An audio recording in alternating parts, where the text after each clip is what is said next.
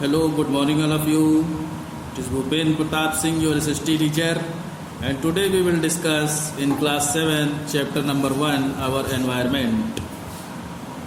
And open your book all of you and ready for the explanation. Page number 105. The word environment comes from the French word environner that means to surround.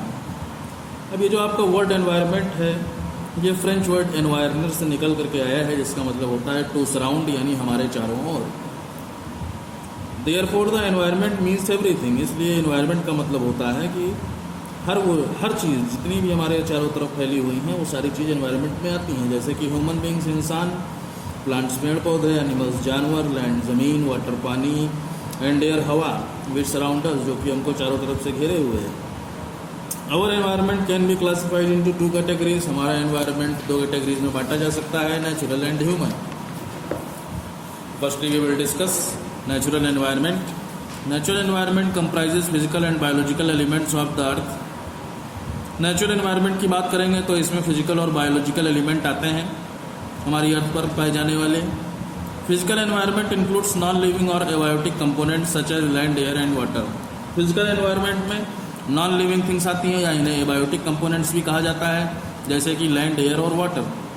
Biological environment includes living और biotic components such as humans, plants, animals and microbial organisms. Biological environment में आपका living things आती है या इन्हें biotic components भी कहा जाता है जिसमें इंसान, पेड़ पौधे, जानवर और सूक्ष्म या छोटे मोटे जीव जंतु भी आपके बायोलॉजिकल एनवायरनमेंट में आते हैं. दे together makeup the following 4 domains on the realms of the अर्थ. यहाँ पर ये सारे मिल करके यानी फिजिकल एनवायरनमेंट और बायोलॉजिकल एनवायरनमेंट मिल करके नीचे दिए गए 3 रेल्म्स बनाता है हमारी अर्थ के. ठीक है, रेल्म होता है आपका एरिया जिसमें लिथोस्फीयर है, आपका हाइड्रोस्फीयर है, एटमॉस्फियर है, बायोस्फीयर है. लिथोस्फीयर लैंड से जुड़ा हुआ है, हाइड्रोस्फीयर आपका वाटर से जुड़ा हुआ है, एटमॉस्फियर आपका एयर से, बायोस्फीयर लिविंग ऑर्गेनिज्म से. सबसे पहले लिथोस्फीयर की बात करेंगे. The uppermost solid layer of the earth is called the lithosphere. Earth की सबसे ऊपर की पाई जाने वाली जो लेयर होती है इसे हम लिथोस्फीयर कहते हैं. It is also known as the crust. इसे क्रस्ट के नाम से भी जाना जाता है. It consist of rock materials and soil. इसमें चट्टानों से जुड़े हुए मटेरियल्स और मिट्टी पाई जाती है. It includes the continents and the ocean basins. यहाँ पर सारे महाद्वीप और ओशन यानी महासागर पाए जाते हैं. About 71% of total area of the lithosphere is covered by water. 71% जो टोटल एरिया है लिथोस्फीयर का वो पानी से ढका हुआ है.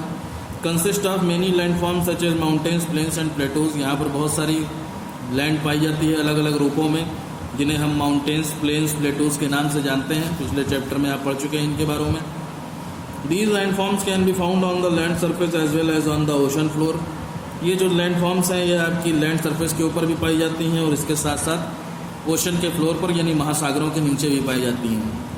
The lithosphere is important to us because of the following reason. Lithosphere हमारे लिए नीचे दिए गए रीजन्स की वजह से इम्पॉर्टेंट है. It consist of rocks and minerals which are useful to us. Lithosphere में सारी रॉक्स, चट्टाने और मिनरल्स यानी खनिज पदार्थ पाए जाते हैं जो कि हमारे लिए बहुत ही ज़्यादा लाभदायक हैं. It provides land for building houses. यहाँ पर हमें ज़मीन मिलती है घर बनाने के लिए, रोड सड़क बनाने के लिए, फैक्ट्रीज कारखाने बनाने के लिए, एंड सॉइल फॉर एग्रीकल्चर और खेती करने के लिए मिट्टी भी हमें लिथोस्फीयर में ही मिलती है. अब हम हाइड्रोस्फीयर की बात करेंगे. जलमंडल इसको हिंदी में कहते हैं. लिथोस्फीयर को आपको हिंदी में कहते हैं क्षोभ मंडल. क्षत्रिय वाला छा, ओ की मात्रा, भूपेन सर वाला भा और माँ अड़ा डाला, क्षोभ मंडल. और ये आपका हो गया हाइड्रोस्फीयर, जलमंडल. Water on earth is found in all the 3 forms. पृथ्वी पर जो पानी है वो 3 फॉर्म्स में पाया जाता है. सॉलिड ठोस अवस्था में जो कि ग्लेशियर्स के रूप में होता है. ग्लेशियर्स यानी बर्फ़ के पहाड़ों के रूप में. लिक्विड में वाटर बॉडीज़ हो गई यहाँ की जैसे कि रिवर्स, लेक्स, कैनाल्स और अंडरग्राउंड वाटर, ज़मीन के नीचे पाया जाने वाला पानी. ये सब आपका लिक्विड में आ गया. और गैस के रूप में जो पानी पाया जाता है वो water vapour in the atmosphere. वातावरण में हमारे जो भाप जमा रहती है या भाप जो घूमती रहती है इधर उधर वो हमारी गैस फॉर्म में वाटर होता है. दे कंस्टिट्यूट द हाइड्रोस्फीयर. तो ये सॉलिड, लिक्विड और गैस की फॉर्म में जो वाटर एटमॉस्फेयर में मौजूद रहता है इसे ही हम हाइड्रोस्फीयर कहते हैं. Water remains in continuous circulation in the earth atmosphere system. अब वाटर का जो सिस्टम है, सॉरी जो सर्कुलेशन है इसका, वो लगातार चलता रहता है अर्थ के एटमॉस्फेयर सिस्टम में। This is known as the water cycle. ये वाटर साइकिल या जल चक्र के नाम से जाना जाता है। Hydrosphere is important to us because of the following reasons. Hydrosphere नीचे दिए गए कारणों की वजह से हमारे लिए महत्वपूर्ण है। It supports all forms of life on earth. पृथ्वी पर जितनी तरीके का भी जीवन पाया जाता है उसको ये सपोर्ट करता है। It is use for domestic agriculture industrial purposes. घरेलू कामों के लिए, कृषि के कामों के लिए, खेती के कामों के लिए या फिर औद्योगिक उद्देश्यों को पूरा करने के लिए इसका इस्तेमाल किया जाता है। It moderates the climate of the coastal areas. जो तटीय इलाके हैं या नदी के किनारे, समुद्र के किनारों के इलाके जो हैं, वहाँ पर ये क्लाइमेट को मॉडरेट बनाए रखता है, यानी नमी युक्त वातावरण वहाँ का बनाए रखता है। It also serves as international trade routes. अंतर्राष्ट्रीय व्यापारिक जो रास्ते हैं वो भी नदियों के द्वारा या समुद्र के द्वारा ही तय किए जाते हैं। एटमॉस्फियर, अब वातावरण की बात करेंगे। The mixture of gases that surrounds the earth is called the atmosphere. गैसों का मिश्रण जो कि चारों तरफ से हमको घेरे हुए है उसे हम एटमॉस्फियर या वातावरण के नाम से जानते हैं। The most abundant gases found in the atmosphere are nitrogen. सबसे ज़्यादा जो क्वांटिटी में गैस पाई जाती है वो नाइट्रोजन होती है, जिसकी क्वांटिटी 78% है। उसके बाद आपकी ऑक्सीजन आती है जिसकी क्वांटिटी 21% है। द रिमेनिंग गैसेज, बाकी बची हुई गैसों में कार्बन डाइऑक्साइड पाई जाती है, ओजोन है, आर्गन है गैस है, हाइड्रोजन है, हीलियम है। Constitute only 1% of the atmosphere. बाकी के 1% में ये सारी गैसें पाई जाती हैं थोड़ी थोड़ी क्वांटिटी में। The gravitational pull of the earth holds the atmosphere.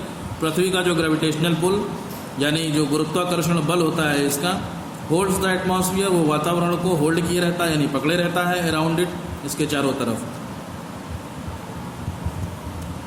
The gravitational pull of the earth holds the atmosphere around it.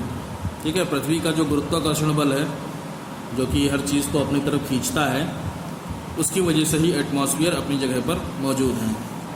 The changes in the atmosphere cause changes in the weather and climate. वातावरण में atmosphere में change होने की वजह से मौसम और जलवायु में भी बदलाव आते हैं। The atmosphere is important to us because of following reasons. Atmosphere नीचे दिए गए रीजंस की वजह से हमारे लिए इम्पॉर्टेंट है। Nitrogen is essential to maintain the fertility of soil. Nitrogen gas इसलिए एटमॉस्फियर की इंपॉर्टेंट है क्योंकि इससे जो मिट्टी होती है वो उपजाऊ बनती है। Oxygen is necessary for the survival of human beings. इंसानों के जिंदा रहने के लिए ऑक्सीजन गैस जरूरी है। Carbon dioxide is necessary for the survival of plants. Carbon dioxide इसलिए जरूरी है क्योंकि पेड़ पौधों को इसकी जरूरत होती है जिंदा रहने के लिए। Ozone protects from the ultraviolet rays of the sun. और जो ओजोन लेयर है वो पराबैंगनी किरणें यानी सूरज की रोशनी से जो अल्ट्रा वायलेट रेज आती हैं उससे हमको बचाती है। तो ये हो गया ओजोन का काम। अब बात करेंगे बायोस्फीयर की। The narrow zone where the lithosphere, hydrosphere, atmosphere meet and interact is called the biosphere. वो नैरो जोन जहाँ पर लिथोस्फीयर, हाइड्रोस्फीयर और एटमॉस्फीयर मिलते हैं और एक दूसरे से इंटरेक्ट करते हैं इज कॉल्ड बायोस्फीयर। उसे हम बायोस्फीयर या जैव मंडल कहते हैं। The word biosphere comes from the Greek word BIOS. ये जो शब्द आपका बायोस्फीयर है ये ग्रीक शब्द बायोस से मिलकर के बना है। मीनिंग लाइफ, जिसका मतलब होता है जीवन। एंड द लैटिन वर्ड स्फेरा, और लैटिन वर्ड स्फेरा से मिलकर के बना है। मीनिंग टोटल रेंज, जिसका मतलब होता है पूरी की पूरी रेंज कितनी है, लिमिट कितनी है, सीमा कितनी है। Living beings ranging from microscopic organisms to huge animals, plants and human beings exist only in the biosphere. Living beings यानी जो जिंदा चीज़ें हैं, जीवित चीज़ें हैं, उसमें माइक्रोस्कोपिक ऑर्गेनिजम्स यानी बहुत ही सूक्ष्म जीव जिनको माइक्रोस्कोप से देखा जा सकता है, वहाँ से लेकर के बहुत बड़े जानवर, पेड़ पौधे, इंसान जितने भी हैं वो सब बायोस्फीयर में ही पाए जाते हैं। This great variety of life, ये जीवन जो अलग अलग फॉर्म में पृथ्वी पर पाया जाता है इसे ही बायोडाइवर्सिटी या जैव विविधता कहते हैं। ठीक है, बायोडाइवर्सिटी, जैव विविधता। विविधता का मतलब आपका होता है अलग अलग फॉर्म में जो लाइफ हमारे यहाँ पाई जाती है पृथ्वी के ऊपर, उसे हम जैव विविधता कहते हैं। In the biosphere there are two important categories of living beings. Biosphere में दो तरीके की कैटेगरीज हैं लिविंग बींग्स में। सबसे पहले प्रोड्यूसर्स हैं। प्रोड्यूसर्स क्या होते हैं? These organisms produce their own food directly from the environment. ये जो जीव होते हैं ये सीधे सीधे वातावरण से अपने भोजन को ग्रहण कर लेते हैं या बना लेते हैं। एग्जाम्पल के तौर पर प्लांट्स, पेड़ पौधे, they are also known as autotrophs. इन्हें ऑटोट्रॉप्स के नाम से भी जाना जाता है। Consumers, these organisms depend on plants and animals for their food. ये जो ऑर्गेनिजम्स होते हैं ये पेड़ पौधों के ऊपर डिपेंड करते हैं अपने खाने पीने के लिए, जैसे कि इंसान हो गए और जानवर हो गए। They are also known as heterotrophs, इन्हें हेटेरोट्रोप्स के नाम से जाना जाता है। इकोसिस्टम, पारिस्थितिकी तंत्र, ये क्या होता है इकोसिस्टम? देखिए, all living beings, plants, animals and human beings are interdependent on each other. जितने भी जीवित चीज़ें हैं जिसमें पेड़ पौधे, जानवर और इंसान, ये सब एक दूसरे के ऊपर डिपेंड करते हैं, इंटरडिपेंडेंट हैं, यानी कहीं ना कहीं एक दूसरे के ऊपर डिपेंड करते हैं। इन तीनों में कोई एक चीज़ अगर ख़त्म हो जाए तो सब के ऊपर इफेक्ट पड़ेगा। They also depend on their immediate surroundings, ये अपने आसपास की जो चीज़ें पाई जाती हैं उनके ऊपर भी डिपेंड रहते हैं।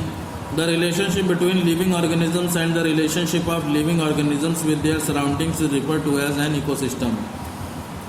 लिविंग ऑर्गेनिजम्स यानी जीवित जो जीव हैं, इनके बीच का जो रिलेशनशिप है और and the relationship of living organisms, और लिविंग ऑर्गेनिजम्स का रिलेशनशिप विद देयर सराउंडिंग्स, उनके चारों तरफ, is refer to as ecosystem. इसे ही हम इकोसिस्टम के नाम से जानते हैं। लिविंग ऑर्गेनिजम्स की रिलेशनशिप और लिविंग ऑर्गेनिजम्स की अपने चारों तरफ, उनके चारों तरफ जो चीज़ें हैं उनसे जो उनकी रिलेशनशिप होती है उसे ही हम इकोसिस्टम कहते हैं। कहने का मतलब क्या है आपका? अगर मैं स्टडी वेल पब्लिक स्कूल में पढ़ा रहा हूँ तो क्यों पढ़ा रहा हूँ? क्योंकि आप बच्चे लोग हैं, आप स्टूडेंट्स हैं, इसलिए मैं आपको पढ़ा रहा हूँ। अगर आप लोग नहीं होंगे तब भी मेरे ऊपर इफेक्ट पड़ेगा। हम किसको पढ़ाएंगे यहाँ पर? या फिर अगर स्कूल चला जाता है तो हम किसको पढ़ाएंगे? यहाँ खाली बैठेंगे थोड़ी ना। या फिर प्रिंसिपल सर नहीं होंगे या MD सर नहीं होंगे तब भी हमारे ऊपर इफेक्ट पड़ेगा। हम किसको पढ़ाएंगे? यहाँ पर आकर के हम बैठे रहेंगे।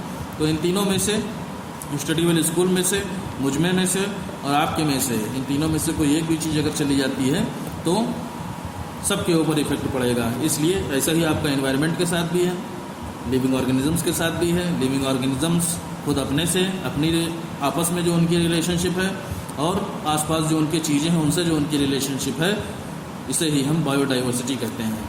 ठीक है, यानी हर चीज़ एक दूसरे से जुड़ी हुई है।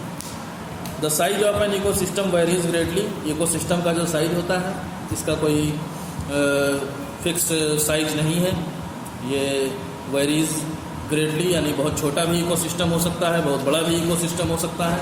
इकोसिस्टम जैसे हमारे स्टडी वेल पब्लिक स्कूल का खुद का एक इकोसिस्टम है। आप सुबह तैयार होते हैं, घर आते हैं, घर से स्कूल आते हैं, लंच लाते हैं, अपना यहाँ आके पीरियड्स को पढ़ते हैं, उसके बाद इंटरवल में लंच करते हैं, फिर अपने घर जाते हैं। ये सब हमारा किस में आ जाता है? इकोसिस्टम में आ जाता है। यहाँ का इकोसिस्टम आपका अलग हो गया। और जब आप अपने होम में होते हैं, अपने हाउस में होते हैं, तब क्या करते हैं आप? अपने घर में आप जाते हैं, सुबह मॉर्निंग में उठते हैं, ब्रश करते हैं, बाथ लेते हैं, ठीक है, उसके बाद रेडी होते हैं कॉलेज के लिए, स्कूल के लिए। तो वहाँ का इकोसिस्टम आपका अलग हो गया। ठीक है, घर आपका एक छोटा इकोसिस्टम हो गया। वहीं अगर आप स्कूल देखेंगे तो यहाँ का इकोसिस्टम बहुत बड़ा है। इतना बड़ा स्कूल है, 3 फ्लोर्स हैं, आप ऊपर नीचे बढ़ते हैं इधर उधर जा करके। ऐसे ही और बड़े एरिया की बात करेंगे, पूरे तो सीतापुर ले लो पूरा। सीतापुर में लोग क्या करते हैं? सुबह उठते हैं, नहाते धोते हैं, अपनी दुकानें खोलते हैं, ठीक है, सरकारी नौकर अपनी नौकरी करने जाते हैं, गवर्नमेंट सर्वेंट, ठीक है, हम टीचर्स आपको पढ़ाने आते हैं। तो ये सारी चीज़ें जो हैं अलग अलग हैं, सबका इकोसिस्टम अलग है। आपको होम का इकोसिस्टम अलग हो गया, स्टडी वेल स्कूल का अलग इकोसिस्टम हो गया और पूरे सीतापुर का इकोसिस्टम अलग हो गया। तभी यहाँ पर कहा गया है कि the size of an ecosystem varies greatly, यानी बहुत बड़े पैमाने पर जो इसका साइज है वो डिफर करता है। It can be as small as a pond, फिर वही बात आ गई जो मैंने अभी आपको बताई कि ये एक तालाब के जितना छोटा भी हो सकता है और as large as a forest, या फिर एक जंगल के जितना बड़ा भी हो सकता है। Most of the ecosystems are complex, ज़्यादातर जो इकोसिस्टम होते हैं बहुत ही जटिल होते हैं। कॉम्प्लेक्स मतलब बहुत ही मुश्किल होते हैं, वहाँ जीवन अच्छी तरीके से गुजारना हर प्राणी का संभव नहीं होता है, पॉसिबल नहीं होता है। They contain thousands of interacting species, ecosystems में हजारों प्रजातियाँ ऐसी होती हैं जो एक दूसरे से इंटरेक्ट करती हैं। अब बात करते हैं ह्यूमन एनवायरनमेंट की।